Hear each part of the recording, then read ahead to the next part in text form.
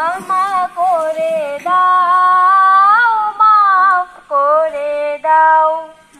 যতদিন এই জীবন বিনা বাঁচি